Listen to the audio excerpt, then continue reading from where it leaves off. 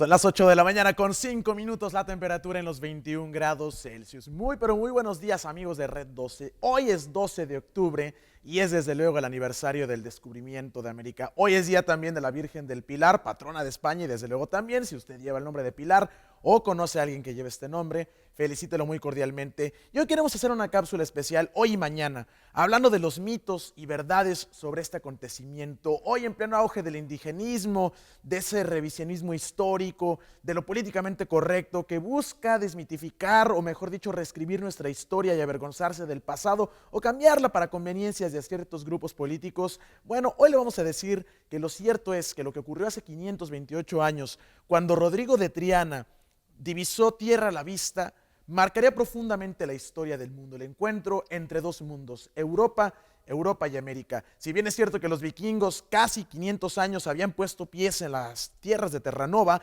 lo cierto es que el intercambio cultural con viajes permanentes y evidentemente la llegada de colonizadores permanentes solo llegarían después de que Colón pisara estas tierras. Hoy 12 de octubre es la fiesta nacional en España y desde luego también aquí en México y en muchas partes de América lo celebramos como el Día de la Raza. Yo preferiría denominarlo Día de la Hispanidad, un encuentro de dos mundos, una fiesta que nos une. Hoy en Conozca Más hablemos de este acontecimiento histórico y mañana desmontemos los mitos que rodean la leyenda negra. Quédese conmigo porque empezamos así. Y es que aunque son muchos los mitos que rodean a este acontecimiento histórico, lo cierto es que el 12 de octubre de 1492 marcó un antes y un después en la historia de la humanidad. Aunque actualmente existe una férrea oposición ideológica expresada principalmente en la sentencia Nada que celebrar, referida al 12 de octubre, son frecuentes las citas de Eduardo Galeano, quien escribió un libro muy citado por izquierdistas y revoltosos que buscan reescribir la historia, denominado Las venas abiertas de América Latina. Y con base en esta cita se asegura que hubo un genocidio, pero yo voy a desmontar con argumentos, no con ideología, algunos de estos mitos. También es habitual encontrarse con el término genocidio para calificar la relación de España con América. La difusión de esta perspectiva está tan extendida y se expone con tanta vehemencia que parece que se ha convertido en una opinión mayoritaria. Pero ahora bien, ¿es acertada esta percepción? ¿Se corresponde con la realidad imperial? ¿Hubo un expolio y una destrucción de todos los indígenas? ¿Hubo un mestizaje y una acción civilizadora que hay que celebrar? Me voy rápidamente a adelantar. La mayoría de los mexicanos, cerca del 95% de los mexicanos, son de tez morena o presentan algún tipo de rasgo indígena. No obstante, la mayoría de los mexicanos también tenemos apellidos hispanos. Esto habla de un mestizaje, un profundo mestizaje que nació con las leyes de Indias, en las cuales la reina Isabel la Católica, y de esto voy a hablar con mayor detenimiento el día de mañana, permitía los matrimonios interraciales. Fíjense, mientras en 1967 los estadounidenses legalizaron los matrimonios interraciales, ya desde el siglo XVI esto se permitía. La propia Isabel llegó a decir: cásense españoles con indias e indios con españolas. Esto daría origen a una nueva raza y es por ello que nosotros celebramos el Día de la raza mestiza, la confluencia entre España y las multitudes de tribus amerindias que poblaban lo que hoy es el continente americano y nuestras naciones. Ahora bien, el origen de la celebración del 12 de octubre se remonta a 1892, cuando en Estados Unidos se celebró el cuarto centenario del descubrimiento. Por ello, hoy también para nuestros amigos estadounidenses, feliz día del Columbus Day. En España, el gobierno de Cánovas del Castillo quiso imitar la idea, pero no tuvo demasiada acogida. Entrados en el siglo XX, se empieza a mirar con nostalgia ese pasado común entre España y sus antiguos virreinatos americanos. Algunos escritores como Enrique López Rodó de Uruguay o Rubén Darío, nicaragüense, estaban preocupados por el expansionismo imperialista que representaban Estados Unidos, abrazando así la cultura y el bagaje que les unía con España, antiguo enemigo. Rodó hablaba del sacro sentimiento de la raza que unía no solo a los españoles, sino a todos los hispanoamericanos. ¿Por qué? Porque compartimos una lengua, la española, en su mayoría una religión, la católica o la cristiana, y también tradiciones muy pero muy arraigadas y que en cada nación hispanoamericana en particular tomaron un cariz distinto, pero tienen un origen en este mestizaje iniciado hace ya 528 años. En 1913, un exministro español, Faustino Rodríguez Sampedro, como presidente de la Unión Iberoamericana, estableció definitivamente el Día de la Raza. La idea era conmemorar los lazos que unen a España con Iberoamérica, eligiendo para ello el día que Colón llegó a las costas del Caribe.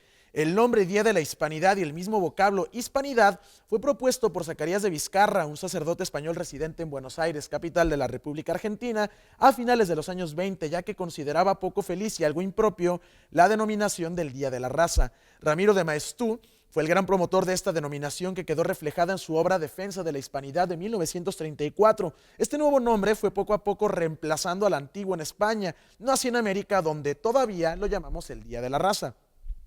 En la España democrática, posterior a la caída del régimen de Franco en 1978, se volvió a revisar el término y en 1987 el término hispanidad se acaba desechando. El 12 de octubre así pasó a ser en la madre patria la fiesta nacional de España. Y es que 5 años antes, en 1982, el Boletín Oficial del Estado Español había refrendado ese día como la fiesta nacional de España y el Día de la Hispanidad. Aquí en América, el Día de la Raza o Día de la Hispanidad también ha cambiado de denominación. Y es que en el siglo XXI, lamentablemente, muchos políticos irresponsables con perversos intereses políticos atendieron la petición de cambiar el nombre debido a algunas voces críticas muy minoritarias, pero sin embargo con mucha fuerza, que fueron surgiendo. Por ejemplo, por solicitud de asociaciones indigenistas, Hugo Chávez, expresidente de Venezuela, en el año 2002 decretó el Día de la Resistencia Indígena. En 2010, Cristina Fernández de Kirchner, en Argentina, mediante un decreto de urgencia y necesidad, cambió el nombre a Día del Respeto a la Diversidad Cultural. Por su parte, en Bolivia, Evo Morales, pese a ser racialmente mestizo, se vistió de indígena para quedar bien y decretó en el año 2011 el Día de la Descolonización, luego de haberse llamado Día de la Liberación, de la Identidad y de la Interculturalidad.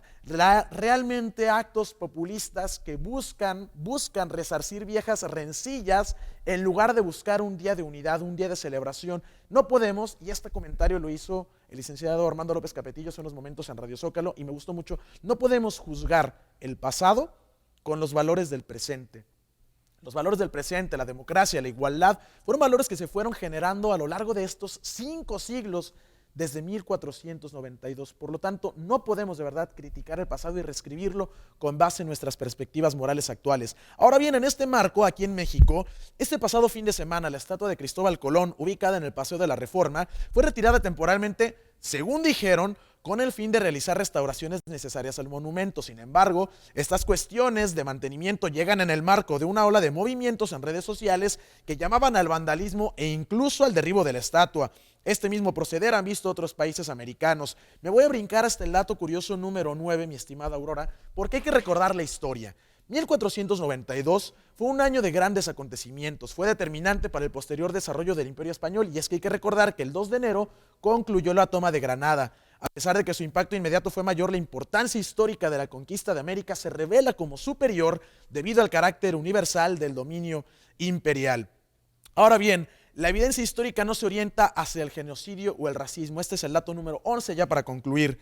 Es más, la legislación española en esos años se esforzó por asegurar la condición libre del indio como humano y garantizar su protección. María Elvira Roca Barea exclama que las únicas leyes de protección de las poblaciones indígenas que han habido en América son las españolas. Las poblaciones indígenas de América quedaron sin protección legal cuando el imperio se desmembró. Las realidades que las mayores afectaciones a indígenas fueron en la época de nuestra independencia. Por ejemplo, la guerra que emprendió Porfirio Díaz contra los indios mayas y yaquis. Los mayores actos de exterminio contra los indios, o mejor dicho, amerindios o nativos americanos, ocurrieron después de la independencia. Por ello, mañana vamos a combatir formalmente y frontalmente la leyenda negra, hablando de 3 puntos importantes. El mito del genocidio. Es cierto, acabaron con todos los indígenas. La leyenda negra también de la esclavitud, de la explotación. Es cierto, hubo casos de explotación, sí que los hubo, pero había leyes que la protegieron. Y esto se los digo también como estudiante de Derecho, porque al estudiar esta hermosa carrera, vemos las leyes de Indias que fueron fundamentales